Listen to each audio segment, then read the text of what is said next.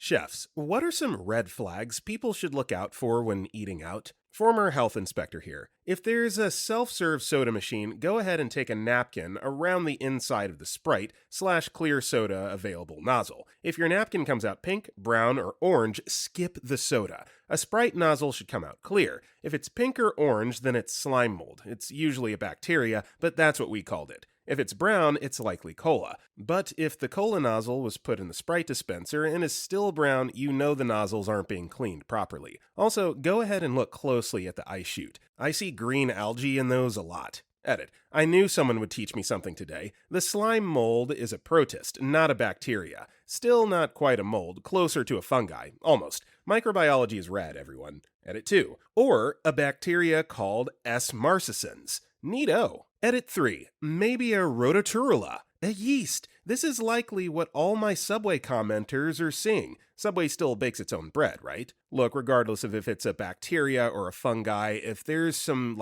pink gunky stuff coming out in my Sprite, I'm just not going to drink it. No, so should no one else. Story 2. This can also be a management issue. At my restaurant, we sat 150 people. For a small 3-man kitchen, it can be stressful but manageable. However, during summer, we open our patio, which adds another 100-person capacity, and we have no system time orders. There's no communication between the servers, so often we'll get multiple large tickets flowing in at the same time, on top of normal, smaller tables.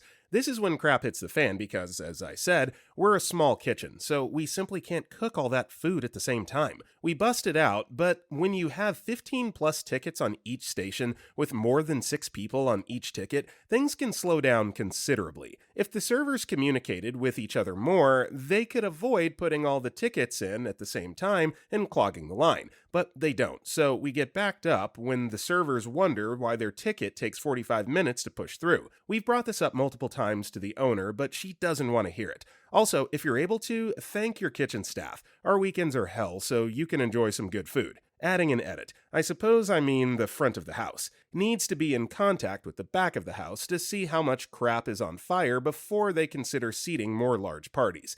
They also take reservations often at the same time. This last Saturday, we had 2 15 tops, an 8, a 10, and a 6, all at 7 o'clock, plus normal walk-in guests. That was a nightmare. The food went out hot and correct, but it took about an hour to run all those parties out, which of course led to a further backup of walk-ins, so forth and so on. If they had spaced out those rezos, it would have been much easier to handle. Story 3. Sushi chef ringing in on this one. There are many factors that play a role in the development of bad smell, and pure fishiness has more to do with bloodlines, chi, and blood than anything else. I'm seeing a lot of this and that, but no one is really hitting it on the head. A fish smells like a fish. There's stages in its breakdown, however, that change smell by removing different pieces of anatomy. Whole fish. Not much to say here. Should smell like a regular fishy McFish fish. Flesh should be elastic and rebound after touch, not bruising or leaving dents. Grills should be bright in color and not gray or dark brown.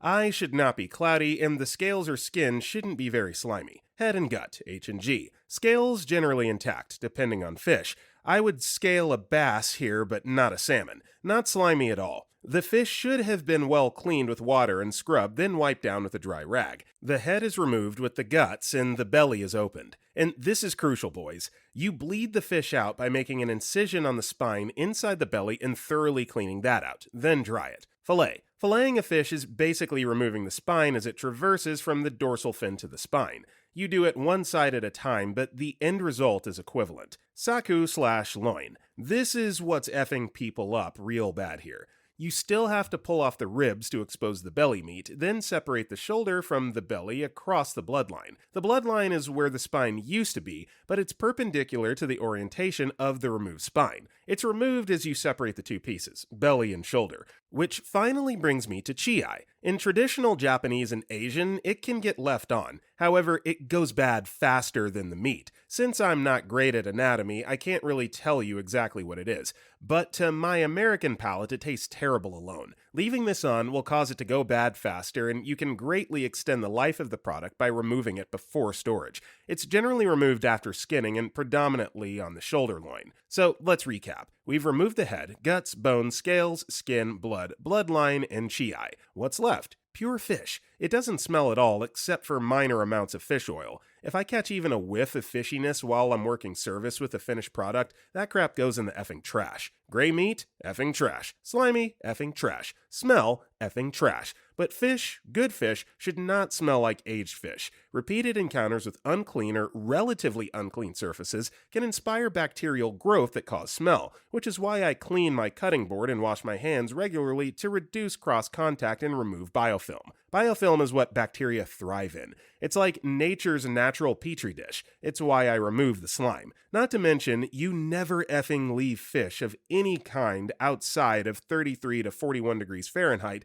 unless you're working on it with clean hands on a clean surface with a clean knife. Then you cool it rapidly. Handling the fish and taking good, really good care of it is just as important as cleaning it properly, shipping it properly, but there are exceptions. Some fish effing reek. Mackerel, salmon, they're smelly mother effers, but you can clean up salmon pretty well for prom. Mackerel, though, it straight up tastes fishy. It's like butt love making on the first date kinds of fishy. So I don't really eat fish, it's just not really my jam. I'm not into seafood personally, but I must say I admire this guy's passion for the anatomy of fish and gutting it and preparing it. I mean, obviously you have to go to some sort of culinary school to get this knowledge, but I just wanted to shout it out. That was very interesting to read. Story 4. Not a chef, but worked at a KFC for a while. So here's a KFC specific thing. There are 2 towel colors for cleaning use at KFC franchises, at least in American ones. No idea about the others. There are yellow towels, which are intended for surfaces that cooked foods will touch, and blue towels, which are only to be used in raw chicken areas.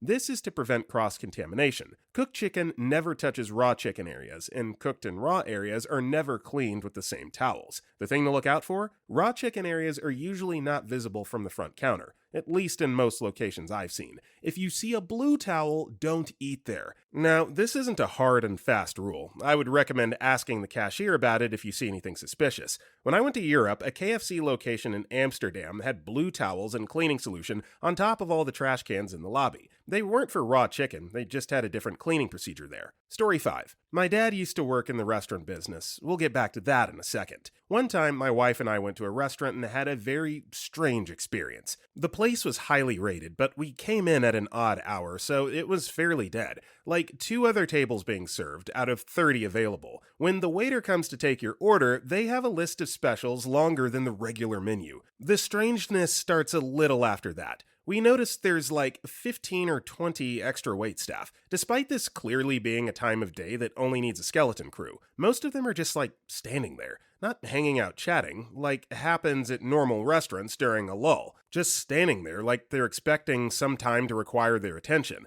But like 7 people doing that for 3 tables. Somehow, despite there being 30 goddamn waiters for 5 people, we have terrible service. Despite 7 people just watching stuff, no one checks in on us. Our food takes forever to come out. The waiters that are walking back and forth don't walk near or see us, so it takes us 5 minutes to flag down a manager. Some of the waiters may have had poor English as well, despite this not being an ethnic restaurant, although I may be misremembering that part. The manager promises to find out what's going on with our food. The manager brings out our food. He tells us that he found it, since it was ready, but no one had brought it out. Because I guess all of the 20 waiters had more important things to do, like standing around seeing if anyone needed salt or a napkin. How can I need salt if I don't have my food yet? After some serious discussion, my wife and I conclude this must be a mafia front. All these people must be standing around appearing to be gainfully employed for money laundering purposes. If the restaurant claims to be very busy with cash transactions during this time, the IRS will be suspect if there aren't enough payroll taxes to support waitstaff. So they have real waitstaff. Maybe these people have extra duties on the side, not during business hours or something. A few weeks later, my wife and I share with my dad our story of this ridiculous restaurant. First of all, we say, the list of specials was like a mile long. That sounds like it was a front, he said. We were flummoxed. Okay, but yes, it definitely was. We didn't even get to the sketchy stuff. My dad explains, restaurants need a supply chain.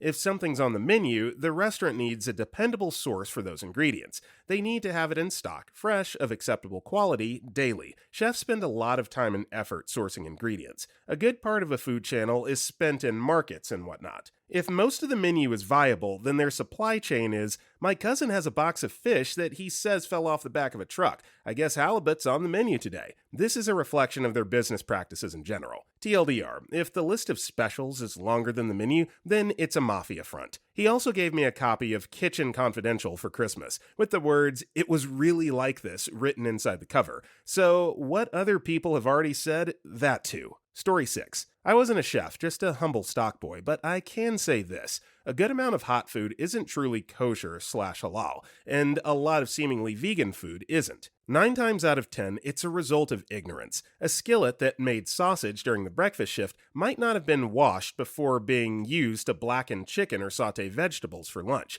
Simple mistakes that can be attributed to human error and shift changes. 1 time out of 10, it's a result of necessity and space. 2 meats might share a tray due to a lack of space. This is more a result of the menu dictating the kitchen instead of vice versa. If you live by strict, voluntary dietary restrictions, dine as such, kosher restaurants, halal restaurants, and vegan restaurants will always beat one restaurant with kosher, halal, and vegan options. Story 7. I work in a restaurant and it's effing disgusting. I don't even know where to begin. One time, the owner picked the nub of a carrot out of the garbage and told me to use it for soup. I didn't. I watched the head chef handle raw fish, pork, chicken, shrimp, all of it, wipe his hands on his apron, and start handling knives and vegetables. One time, our former head chef shoved a hot dog down his throat, shot it back up, called it the hot dog trick, then served it to a child. Our former sous chef used to have sex with the dishwasher in the bathroom, not wash his hands, the soap dispenser in the staff washroom was always empty,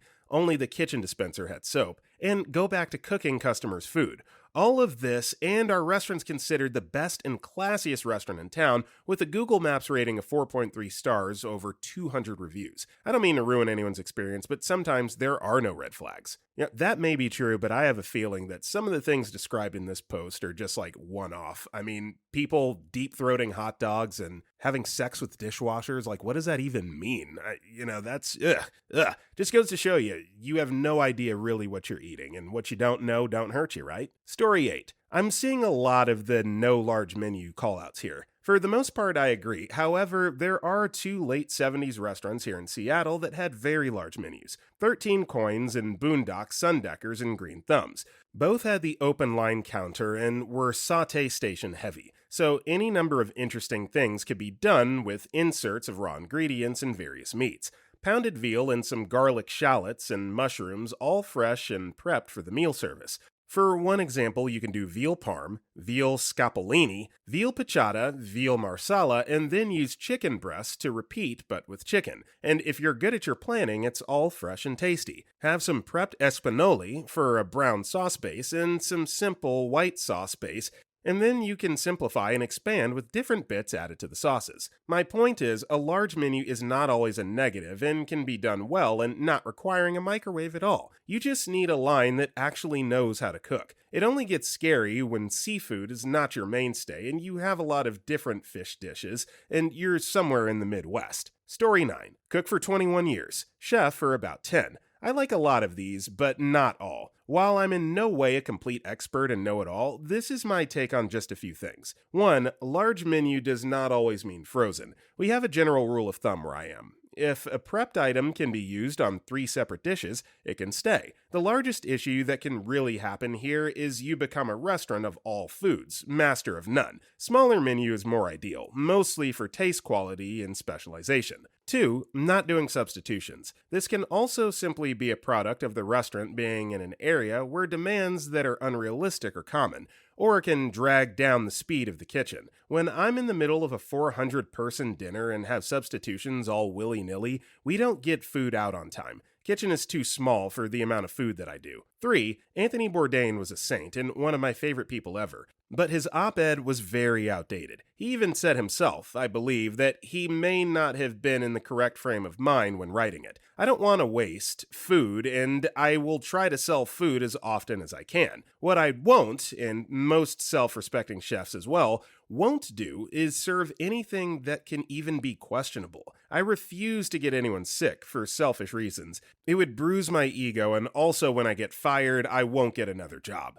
4. Dirty chef coat/apron does not mean messy cook/chef. It means hard-working chef. I look like a butchered cow after a shift, but I also know I'm clean enough where you could eat off my cutting board. Almost all restaurants are going to have bugs to a small degree. It's what they're doing about it that's the issue. If the restaurant that you can actually see is dirty, that's a big damn problem. While I don't agree that a dirty front of house automatically means dirty back of house, usually different management heads, the chef runs the back, it doesn't look good in terms of morale and energy and staffing. And it's just effing disgusting. Clean it up if you have bug issues, and do it yesterday. I might add more to this as I read more, and I know this is buried, but please give small restaurants a chance. Story 10. I walked into a pizza shop behind the counter as a mentally challenged person. Now, normally I would praise a company for hiring the disabled mental or physical, certainly since I'm a physically disabled person. However, when I walk in, I notice no customers were there. 2 other employees were there resting in the back area.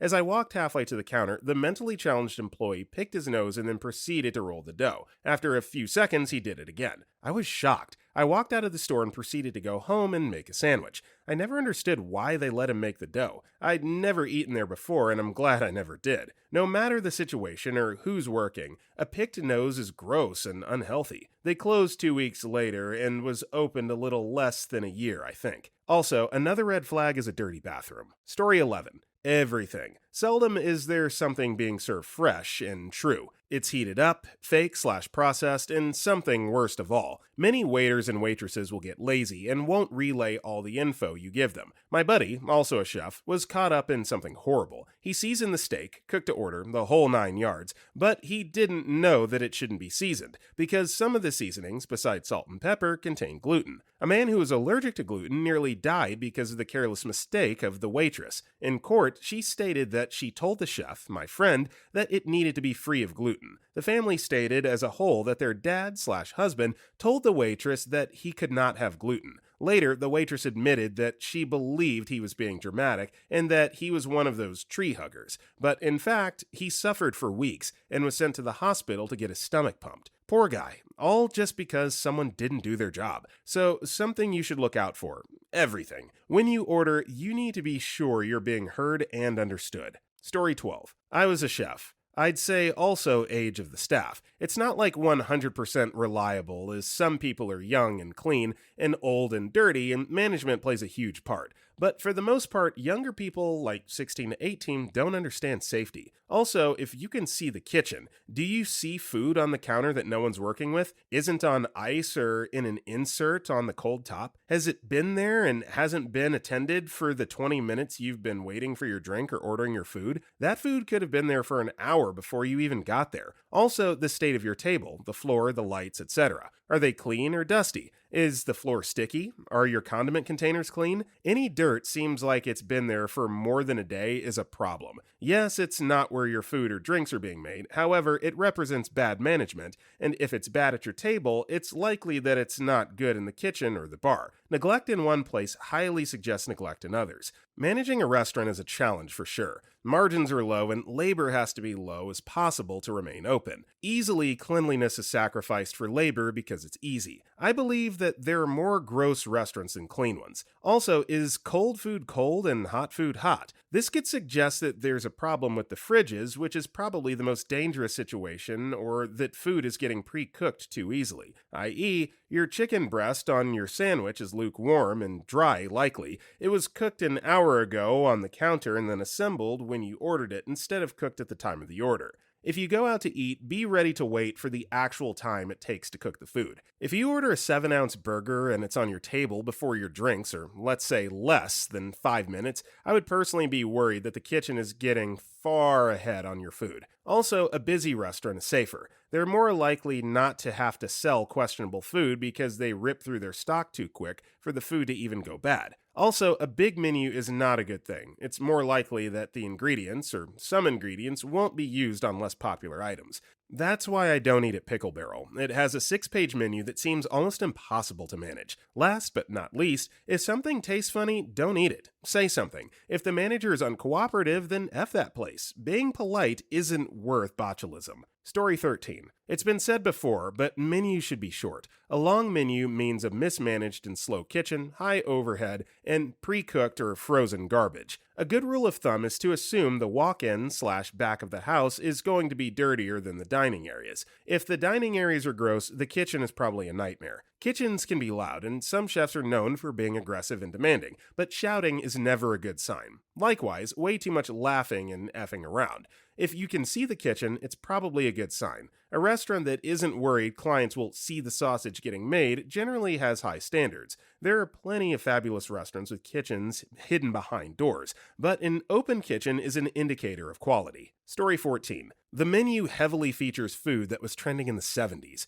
Pachata, Caesar salad, caprese salad, noichi salad, Cobb salad, Reuben sandwich, burger and fries, steak and potatoes, vici soisi, gazpacho, etc. Like one or two, fine, but the whole thing, yikes, yikes, yikes. Someone that doesn't actually pay attention to the industry. Probably not a well-managed restaurant. Probably not a well-managed kitchen either. Probably not hiring cooks that want to work in a dusty relic of a kitchen. Might not be following the health code too closely. Probably 90% of the food comes off a Cisco truck. Way too effing much on the menu. Many restaurant owners make the mistake of putting more on the menu than they can manage. Prep is more likely to go bad before being used, and they may not even notice and serve you borderline spoiled food. Best case, everything is frozen. It's not about the size of the kitchen so much as how many people they can afford to hire to work in the kitchen. Fewer than you'd think. Labor is expensive. So if there's more than one page for a small neighborhood restaurant and it doesn't seem busy, proceed with caution. Cooks are walking out and throwing their aprons on the floor. Servers look stressed out. People are talking very loud.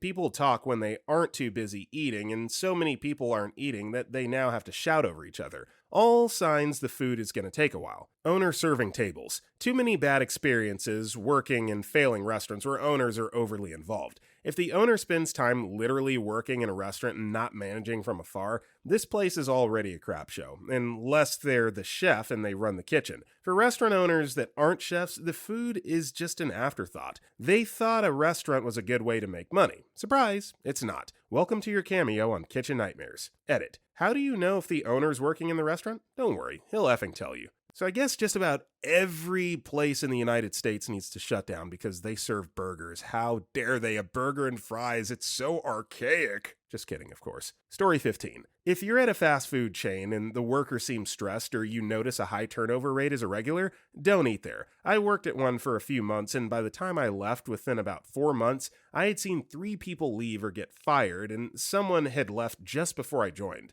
When I left, we'd been down to 3 total people, including the manager, and I was failing my classes because, due to circumstances, I ended up working the turnaround shift each day, and I got home and passed out till my alarm went off the next morning. As soon as they hired someone new, I got out of there because I wasn't going to let work get in the way of my education. I literally had customers tell me I needed to calm down, that they weren't in a rush because I was visibly shaking. I was the only one working and we had a line, so yeah, if you can avoid places where workers are visibly stressed, please do. Story 16. Not a chef, but ex-bar manager / shift supervisor here. Part of my closing checks was to check every single tub of prep food and ingredients. If the tub had sizable remnants of a day dot, it gets thrown as I didn't trust the head chef at the time to properly day dot. If beef was discolored, it goes. Not unusual discoloration. I mean full-blown silvery green and brown. The kind you get on raw bacon after a while. Anyways, best indicator to me is if the manager is switched on and alert when you spot them. If I don't feel the managers on shift are switched on during service, how can I expect them to be switched on when doing close down checks? Sadly, some chefs cut corners. Not a majority, and not always the head chef like I experienced, but some will cut corners that are a risk to guests. It's down to the closing manager, typically on shift from 3 p.m. if they're lucky to start late, and then their accompanying shift sup will be on around 6 onwards, to do the closing checks and double down on cleanliness where it's lacking. If those late managers can't hold a spring in their step and an enthusiastic smile when new guests enter, trust me, they're not going to give a crap about a tub of food that's just gone out of date. They won't care about a chef's section not being pristine. That small splash of sauce in a microwave, the dirty seals on the fridges, or the floor not being swept underneath all appliances, or the one moldy fruit or vegetable in the walk-ins. That right there is what far too many restaurants lack. a manager with enthusiasm and a backbone to question chefs. They're not scary, they just have a crappy attitude from working a really tough job, but that gives them no excuse for a terrible kitchen at the end of a busy Saturday night shift. Story 17. Health inspection scores are really based on the individual inspector. They all have their personal pet peeves that they will flag and other things that they will ignore. They can be wildly inconsistent. For instance, I had a health inspector for about 2 years who never gave me below a 98. She had a child and took some time off. The inspector taking her place came in and acted like my restaurant was a dump, gave me a low score and even took 2 points off because he didn't think the lights in the kitchen were bright enough. I hadn't done anything differently. Then I got another health inspector that was filling in and I told him that I got brighter bulbs to solve the light problem. He said, "What? You were docked points for the lights? That's ridiculous." Then he took points off because I was reusing pickle buckets to store dry goods in. I consistently kept my place very clean, yet my score would vary depending on which inspector showed up. It was beyond aggravating. Story 18. As a customer, the inspection grade. While it is sometimes misleading, you shouldn't eat there if it isn't an A. Some places can never get 100% because of structural limitations, such as being too small. It's within a few days after a major power outage. Sure, they'll throw out everything that's spoiled, but cross-contamination can still occur and it's possible you will get sick. If you see cockroaches,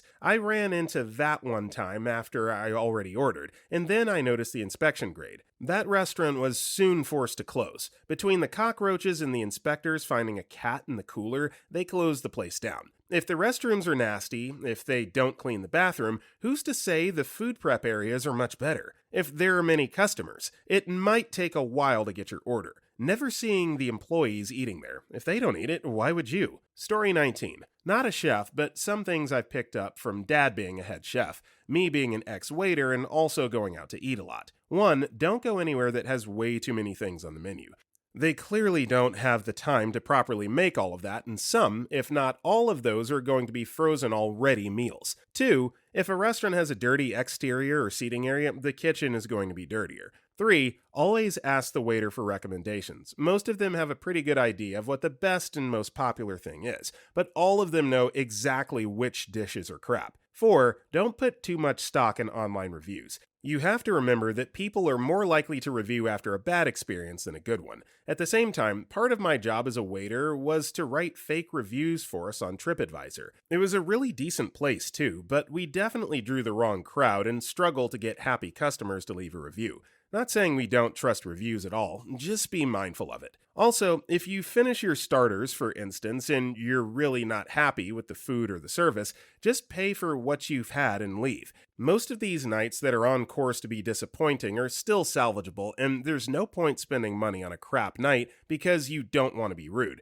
And I can't stress this enough, but always ask your waiter if they get to keep their own tips before you tip them. In some restaurants, I think it's just in the UK though, managers collect all tips at the end of the night and justify it by putting it all towards team nights out and Christmas parties. Story 20. Worked at a pretty well-known hot dog stand in Chicago for a bit. Honestly, just look around at the place. The hot dog stand was/is always gross looking, but people eat there anyway. The counters are the original ones from when it was first built and they're falling apart. The pop machines are never cleaned, the walls are sticky and brown from never being cleaned. Most of the staff was friendly, but bickered to customers about each other. There's this one lady there who dumps her hands in the soap water for the dishes and considers that washing her hands. She also drops things and picks them right back up in front of customers without washing her hands.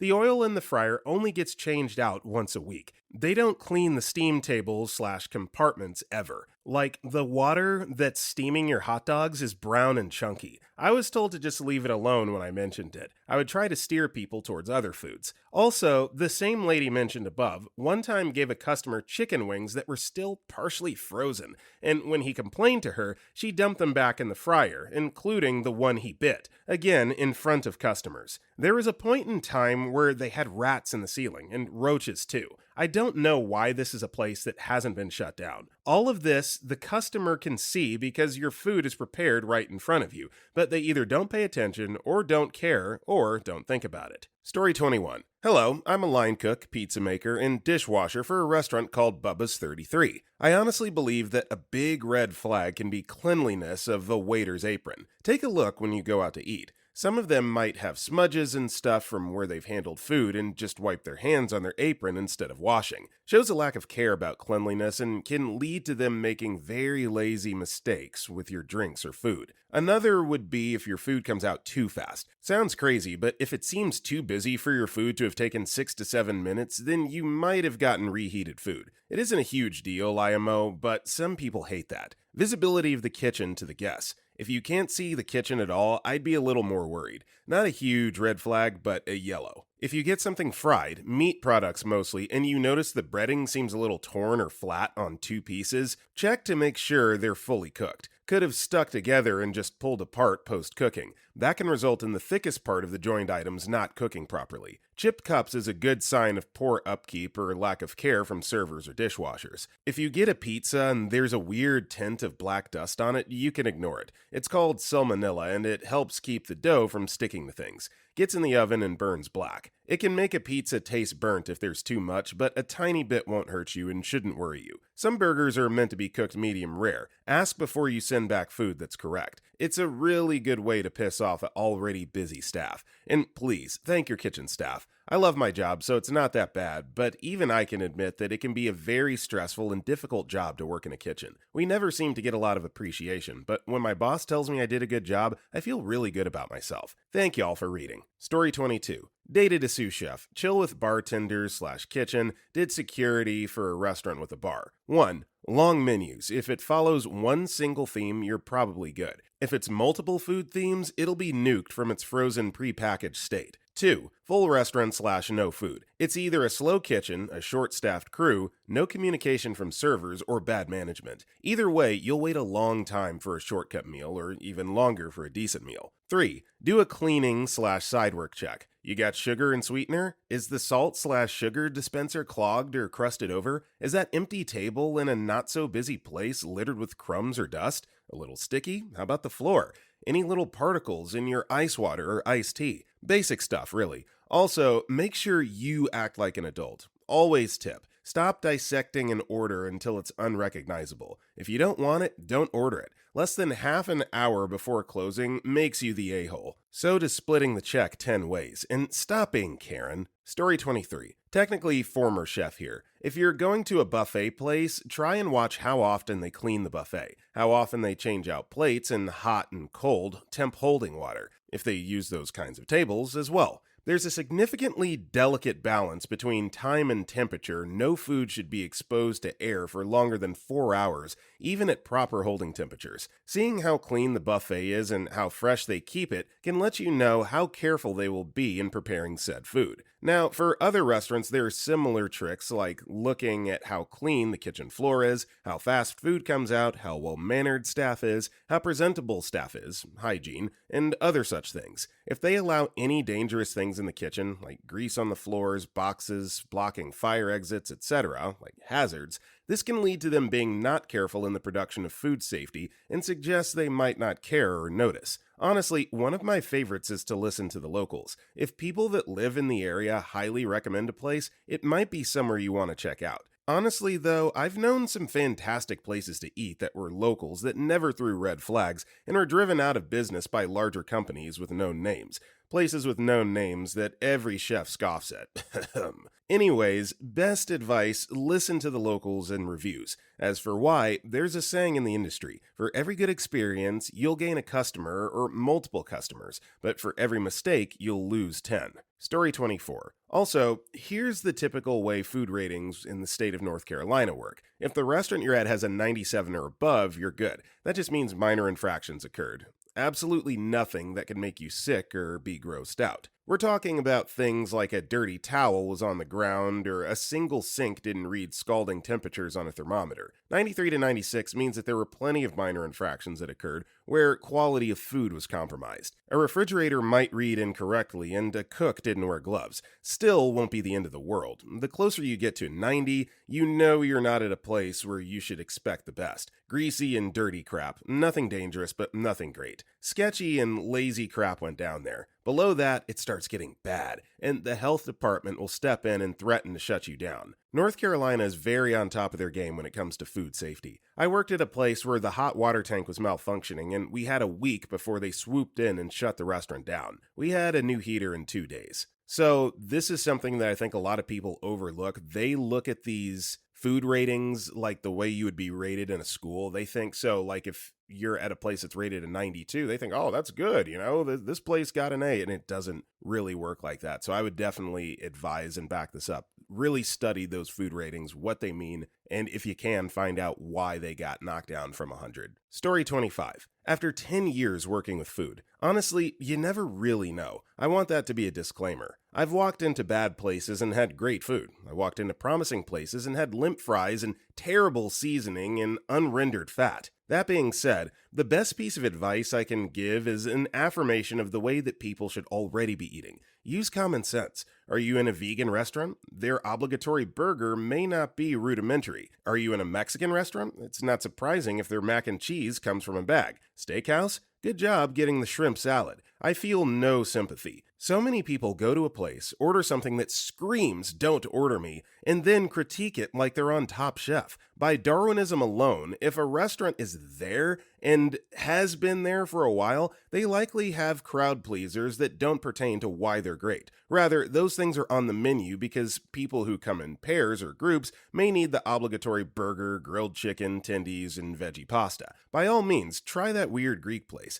Take a chance on the sketchy taqueria food cart in the park. Chances are, if you order from the same place the passion came from, you're going to enjoy a great meal. Obviously, this comes with more common sense. Is the place in a low-rent district with the manager scavenging the parking lot for bodies? Does the menu only have supposed crowd pleasers? Perhaps a desperate attempt to bow out the water of failure by finding and exploiting the lowest common denominator of diners. Use common sense, but if you don't see anything, if the menu seems interesting, if you find something you want to eat that the owners actually intend for you to eat, give it a try. Eating out is a risk, just like any other. Maybe that gym you've been working out at doesn't change the towels as often as they say they do. Maybe that matinee at the old complex isn't quaint when you try to watch a fuzzy screen through an armchair adhesed with gum and vacancy. You might go out to eat and totally strike out. If this happens, it's possible you missed a red flag. It's possible, but more than likely, you've made a bad menu choice. That's my experience in the industry, and speaking as somebody who's worked in many different types of restaurants at various levels,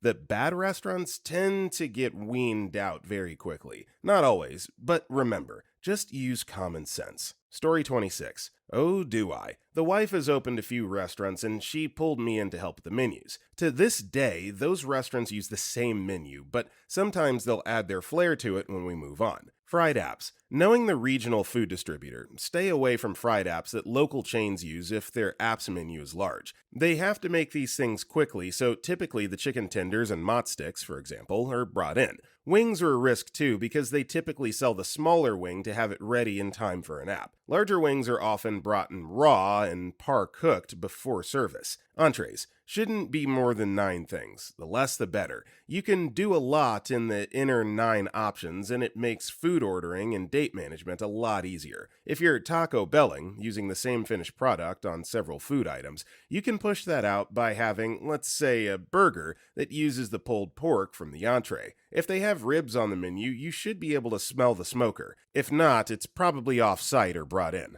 But my serious red flags when trying some new place out. Is the place busy? How many people are sitting with food versus how many people are not? Is the waitstaff having fun? Bathrooms clean? And if you can see it, how many items are in the pass? If the place is busy, it's typically good food. Not that many people would go to a place that sucks unless they know it sucks and doesn't matter. The people with and without food tells you how hard they just got hit and how long ago. This will tell you how long you'll wait for food. If the waitstaff is having fun, that means they're not getting bickered at by customers and their food is coming out good. They'll typically let the fake smile down while looking through the pass or at the wait stations. No one likes cleaning the bathrooms, so if they're clean, that means the rest of the place may be clean. A lot of items in the pass doesn't really tell you much, but how long it sits is how far behind your server may be. Story 27. Not a chef, but a waitress for several restaurants. If the waitress recommends you don't get something, trust them. I used to work at a country club, but the kitchen was horrible. Food was rotting in the fridge. Raw and uncovered meat was put above uncovered desserts, etc. If I noticed food going bad or set where it may be contaminated, and a member tried to order it, I'd straight up tell them, I don't recommend that, but insert menu item is great. Waitresses and waiters don't always do this, but if they do, listen to them. It might prevent you getting sick. Also, someone already said this, but pay attention to how the staff acts. If most of them seem upset, you can almost guarantee you'll get bad service. If you hear yelling from the kitchen, most of the time, that's a big red flag. If the waitresses and waiters all seem upset, there's most likely an issue with management that will definitely trickle into your service. Story 28. Sous chef of 2 years, which isn't very long, at an artisan sausage shop, which is well respected. So other head chefs at local places come by and feel comfortable talking crap about other establishments, and different chefs have some similar things to say. Mainly in sushi restaurants, if you go for sashimi, nigiri, or sushi, and if the meat isn't on all that lil clear cold bar where they showcase the various raw fish an hour or so after open, then that means the chef is lazy and hasn't prepared the fish properly so that it is preserved at a proper temperature. Says a lot about the laziness of chefs working there and the managers keeping tabs on them.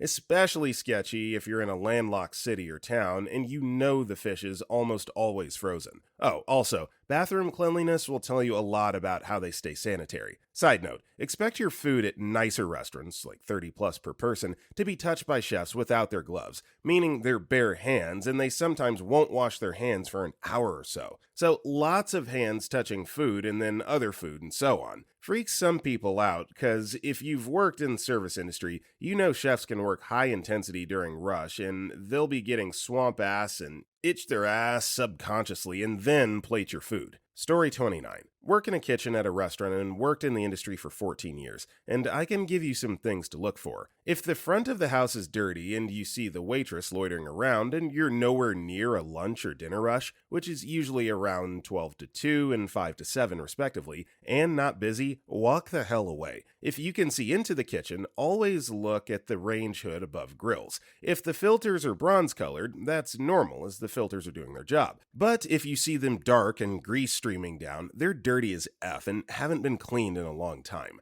If the hood itself is that color and see grease drop or grease sickles forming, walk away. Chances are they haven't cleaned that effort in a long time. The overall cleanliness of the front of the house, bathrooms, etc., if those are not clean, then I can guarantee you the kitchen is far worse. Okay, I've never heard the term grease sickles before. That's hilarious, but also disgusting. Like, yeah, if you've got grease sickles forming on your grill, just throw the whole thing out. There's no saving it at that point. Story 30. Not a chef by any means, but I've worked in the food service industry for a few years, from wait staff to cook, to managing my portion of the kitchen, both back and front of the house. It's at a fairly popular and large senior living facility in my state. Large menus. You're effed if you think someone has time to make you item number 56 on a 12-page menu. If it's something that you know doesn't take less than 30 minutes to make, and it gets to you within 30 minutes or less, it's likely frozen or thawed and heated up. Leftovers reheated and spruced up to make it look fresh. The best example for this is lasagna. If your veggies are mushy, then it's probably because it was steamed in a steamer, then left in a steam table and served out. That's just being lazy and taking shortcuts. If your chicken feels a bit rubbery, it's been microwaved. I'd return that ASAP. If you order something that's breaded but the breading doesn't look very fresh or crispy, then it's likely been oven fried. I personally find this atrocious for most things because it's hardly done well and gets soggy easily. But it's fast and you can do large batches at once. How your food is plated. Generally speaking, if it looks really nice, then someone is definitely proud of their work and wants to show it. I take plating up food seriously as my job, and it's literally the first impression that guests will get about their meal. If it's sloppy, it shows the person in the back doesn't give a crap about you, the food, or their job. There's so much more. Being part of the industry and knowing how things are done really makes going and eating out unfun. I usually order burgers or something with fries whenever I go out because I know it will be fresh with minimal shortcuts. And I can't fault the people for taking shortcuts either because It's a crappy industry to be a part of. It's an unglamorous job with little to no appreciation, long hours on your feet, and a lot of stress. I work 3 months and take about 1 month off, and it barely keeps me going. But the amount of stress is just unreal. Story 31. Okay, if you ever go to eat a kebab fast food restaurant, you have to watch out for the following. First, the meat and chicken that most kebab shops in Europe is imported from three main places: Poland, Germany, and Belgium. And that is not the issue. If you don't live in these three countries, for example, let's say France, then the meat is taking so much time to get to the shop, and it might be up to 8 to 12 months frozen, and that itself is not the issue. The real issue is that many, and I'm very sad to say, that use out-of-date meat that they buy for cheaper, meaning you might have been eating a kebab sandwich from a beef that was made in early 2017 and out of date in the early parts of 2018. If you want to avoid this, ask at the shop, is it homemade? And if they say yes, then buy the meat from the local supplier, and then it's at least fresher. 2. Even though sometimes, and I'm talking for something I've seen in my own eyes, get almost out of date chicken, and then when you open the bag, it actually smells not all right, and that's because fresh, unfrozen chicken doesn't live that much in a fridge. And what they do is they wash it with vinegar so the smell goes away, and with herbs and sauce, it doesn't exist anymore. Story 32. Former chef here. Always check your silverware. We've made our FOH staff polish them before wrapping. Ask your waiter or waitress how long they've been there. If they're not new, ask them about the menu or how things are prepared. If they don't know or give you a half-assed answer, that's another flag. When you order a nice meal and it comes out way too fast or gets returned too fast, if someone said cold, nuke the bastard and throw it back out there. If you send something back, beware. I stopped many employees from tampering with food sent back due to customer wishes. Not all places are trustworthy. However, it's not what you see, it's what you don't see that's the most scary. So many times I have to tell someone to wash their hands, and the response I always got was, "It's okay, I forgot." Proper food storage is a big one. I was a sous chef from a from-scratch kitchen that did a lot of seafood, South Houston area, and the grill/frying station, we had fully cooked and prepared food, just needed to drop in the fryer. We had raw seafood and chicken breasts all in the same small tray and cooler spot. I made it work, but it still freaked me out about the prepared food sitting next to raw seafood. Expediters would touch food with no gloves, or waiters and waitresses would full thumb the plates. We had a guy that got fired, but we all knew him and all the people that he hung out with. They worked there too, smoked weed. Little did we know, this one guy was hitting whippets from our whipped cream containers. I caught on when I went to use one and it was half full but no juice. We prepared dishes on stovetop to order. This meant cooking the meats in pan, sauce, season, get it all correct and plate the entire thing. When they were done, dunk the pan in a 10-gallon water container, rinse off the pan and reuse. I was so against it and refused to comply with their practices. It's okay though. Shortly after, I quit due to the mental and verbal abuse I was subjected to. They closed down permanently. Story 33. Not a chef, but I used to work at a fast food place that was truly disgusting. I was the opener, and every single day I worked, nothing was clean from the night before. The closers always did the bare minimum when it came to cleaning, and the dirt and grime built up so much that it was clearly visible to any customer. The seats and benches had dirt caked on them, and so do the tables and walls surrounding them. The soda machines were almost never wiped down, and the ice cream machine was never properly cleaned. You could see old, dried-up ice cream on every part. I would always have to wash them and do their job, which was extremely annoying. Oh, the play place too. My God, that whole room is freaking disgusting. I'm amazed that people still willingly took their kids there when the grime in there was on a whole different level. I don't think anyone has cleaned the inside of the play place in months, maybe years. It's just one huge-ass cesspool. Did I forget to mention the cockroaches? Or the expired food that the managers forced us to hand out? How about the pre-made coffees that were days old and still sold to the general public? Aside from that, the manager in charge would sometimes work in the kitchen due to low staff, and he would always prepare food without gloves on right in front of customers. Oh, and sometimes the ice would spill out of the scooper for sodas, and he would pick up the ice, again, no gloves, and put it back in the ice bin. He would do this with other food that fell on the floor too. Another great thing to add about this guy was that he was a racist, rude jerk who doesn't know a thing about customer service. Oh, and guess what? We had a health inspector come a few months ago, and despite how visually disgusting this place was, we still passed with an 86%, I believe. Yeah, I don't know how that business is still alive because nothing has changed, except for the fact that it got worse. Big yikes. I guess the red flag people should look out for how clean the restaurant is. If you see dirt and mud caked up around the restaurant, then you should probably run away as fast as possible. Story 34. I took over a 7-Eleven that was franchised. It was in such awful condition, and the owner was about to lose the name. If a franchisee doesn't keep up with certain corporate standards, they can lose the brand, products, maintenance, support, and a lot of money. I revamped all 5 of his stores, and they all made me want to vomit. Any ice or drink dispenser at most gas stations is going to be disgusting. Ice machines don't get cleaned. They get flushed once a month if you're lucky. Take a napkin and wipe it underneath the soda nozzles. If you see pink, gray, or milky brown, then it's full of bacteria or fungi. Take a napkin and run it along the inside of the ice chute. If you see any color like green, black, brown, gray, or pink, do not get your drink from there. When ordering hot food, like their hot dogs, taquitos, etc., look at the rollers. If some aren't spinning and you see excess oil and piles/rings of leftover food, the rollers haven't been cleaned. Story 35. As someone who did overnight maintenance at a McDonald's for 3 years, 1 year was a full-time position,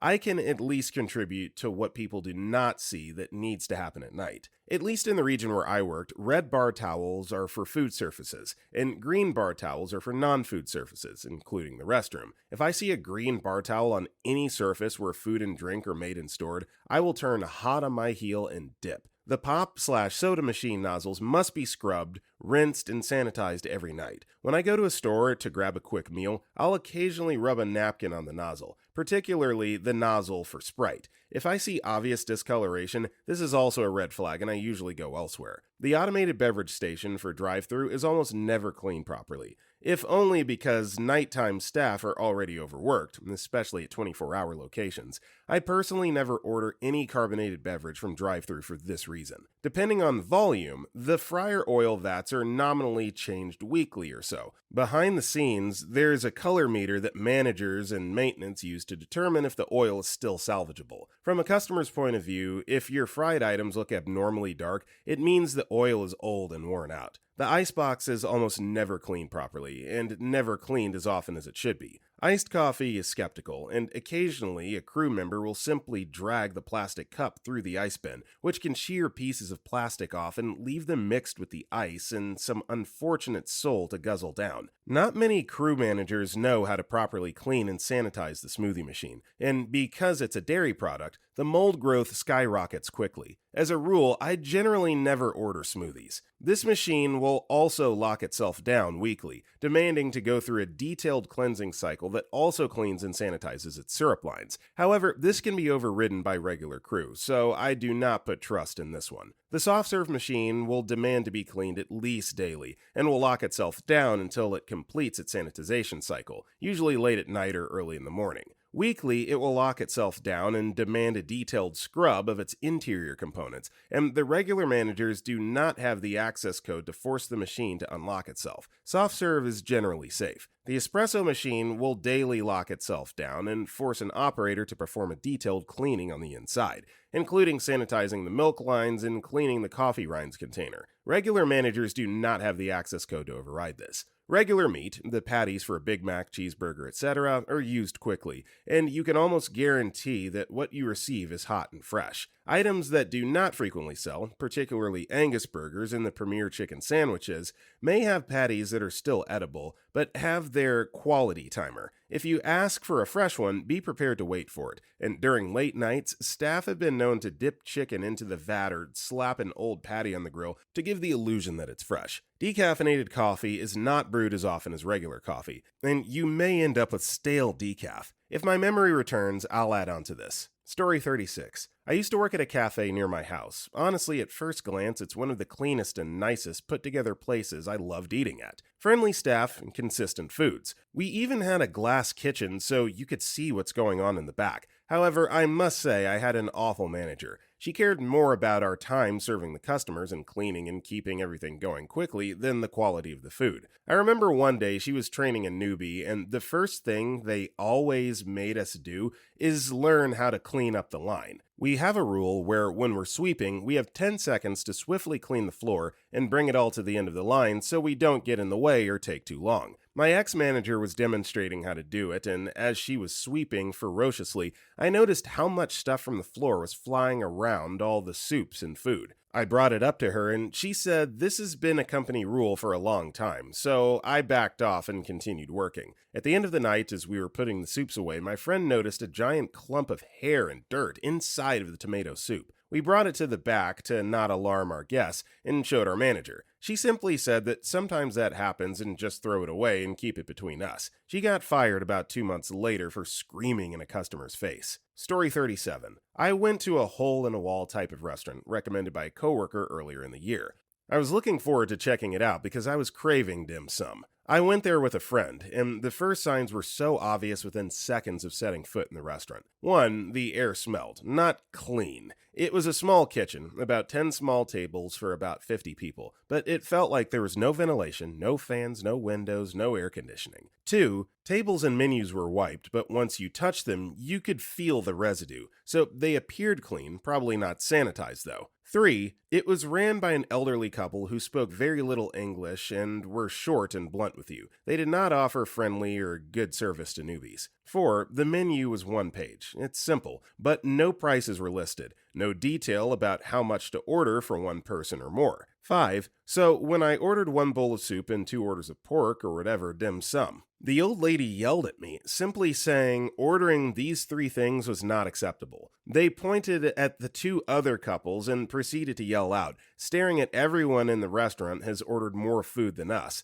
About, in her words, $45 worth of food for one person. I was shocked and pissed off, but I replied with a firm voice saying that's all I wanted. My coworker was just tagging along and didn't order food, just a pot of tea. I didn't want to be rude as her to cancel my order, and I made the long drive to this place. I wasn't going to leave without at least trying the food, and boy, it was the worst experience ever. I'm a former line cook, and after leaving the industry, I still enjoy cooking at home 5 days a week. I consider going out as a special treat, just bought a house and saving money for home projects. So I was not going to spend more than $20 in that restaurant, where I was treated poorly, and given appetizer portions priced as full entrees. I was given 6 total dumplings and 1 full cup of bowl and was charged $25. I'm all for supporting local businesses, mom and pop shops, but I get disappointed and saddened that there are restaurants out there that don't treat you well when you're visiting for the first time and don't know the ordering requirements. Story 38. Current restaurant manager. My biggest red flag is if there's a manager present on the floor periodically throughout your meal. Bonus points if they're on the floor and engaging with their guests. If you rarely see them, and especially if you see them only talk to complaining guests and then quickly run away to the back of the house, you're almost guaranteed to have an equally poor experience as the other customers who complained. This could be for several reasons, but the top reason is the kitchen is understaffed and the manager is working on the line with their crew. With an understaffed or poorly trained kitchen, you're very likely to get some really crappy food that wasn't cooked at the same time. So let's say your sandwich will be very cold and crusty, while your friend's chicken wings could be super hot and fresh as if it was right out of the fryer and served to you. With that said, the manager on duty could also be a really crappy manager. Doesn't want to do table touches or make laps around the store to see what their staff is doing. And without that presence, they can't ensure everyone is doing the right thing. Story 39. Work as an executive sous chef at a high-end place. If the chef is in the dining room and you see her or him talking to tables the entire time you're there eating, then the person that's preparing your meal is a low-paid underling like myself, probably someone without as much experience or skill as the chef. This doesn't always mean that you're in for a bad meal, but it does mean that you're not paying for and receiving what was advertised to you. The highly skilled, well-versed, serve-safe certified,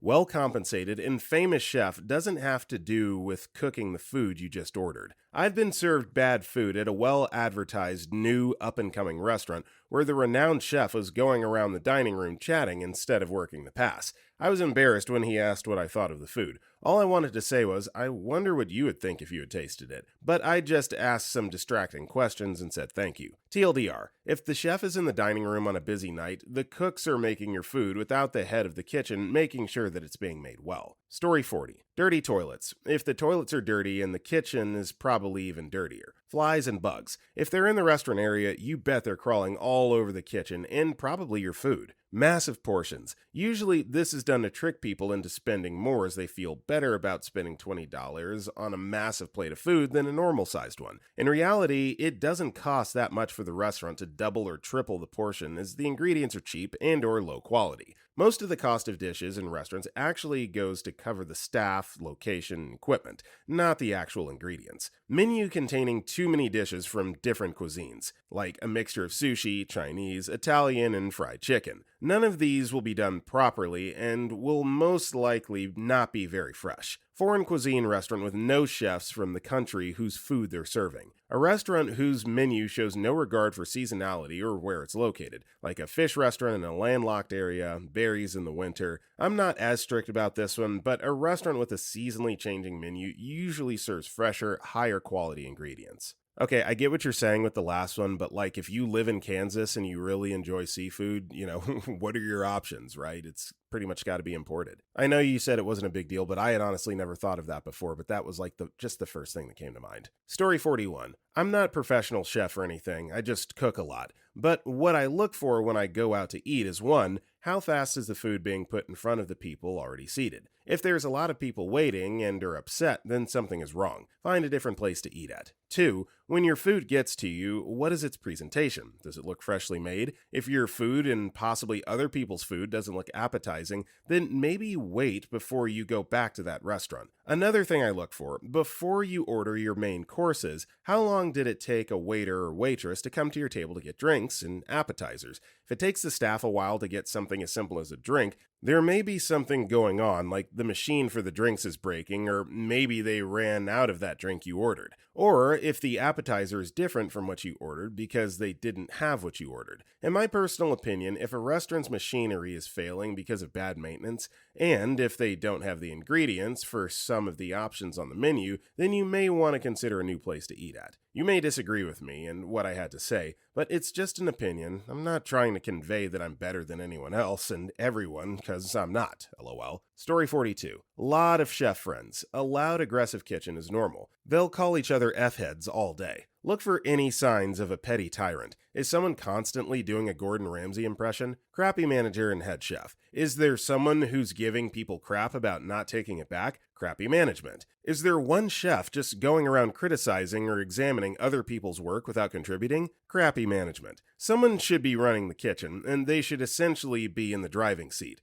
They can be a rock, grounding the kitchen by being at a single station and leading from there, or they can be constantly moving and helping anywhere that's falling behind. They yell orders over the noise of the kitchen, not bark them at their chefs, and most of all, they take the most crap in the kitchen while giving it back, because there's mutual respect there. A kitchen is chaos, and they're supposed to be in the thick of it holding everything together. That's the entire point of a head chef, not to pretend they're management down from the 5th floor here to rein in the idiot underlings. If you're wondering what the end result is, one is a kitchen full of people trying their best to do their jobs. The other, to paraphrase Office Space, my only motivation each day is to do just enough that I won't get yelled at by my bosses. Story 43. One thing I would look for is how many staff do you see? Waitresses and waiters, at least where I've worked, have set sections of the restaurant that they look after and check up on.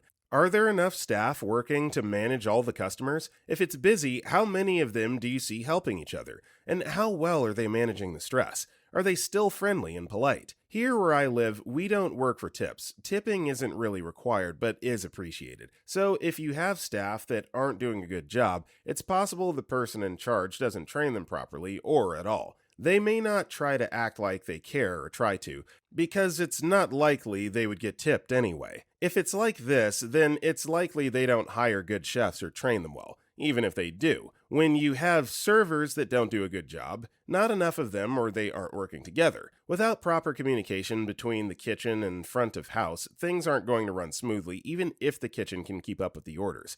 If the front of the house can't get the food out fast enough or work together, it's going to be a crap show. Story 44. I technically am not a chef, but I've had a food handler's permit for a while. There are loads of big no-nos in restaurants. Even if something that doesn't touch the food that's disgusting, people freak out and get suspicious. In general, I tend to not be paranoid when I go out to eat. I trust the chefs and staff know what they're doing. However, since I'm not a cook, health inspector, etc., I don't have that much experience in spotting these kinds of things. But I do like to see these things when I head out to eat. 1. Organized menu. Apparently, if it's a big menu, it's a reason to be suspicious, but I haven't met too many restaurants with big menus, unless you're talking Chinese, and even the little Chinese places tend to be okay. 2. Staff are nice. 3. Good size servings. Don't go to the fancy restaurants with little serving sizes. Just generally be careful. Story 46. Cook from Las Vegas, Nevada here. I've worked in buffet and cafe style restaurants in the same hotel and casino place, and if I can say a few things, but here is a pseudo big one. Food takes time to cook, especially during high volume times of the year like major holidays and graduation season. Besides some simple stuff like appetizer salads, if food comes out quick that should take a while, like higher temp steak, salmon, etc., in a busy setting, it usually means one of two things. 1, it's not up to temp, or 2,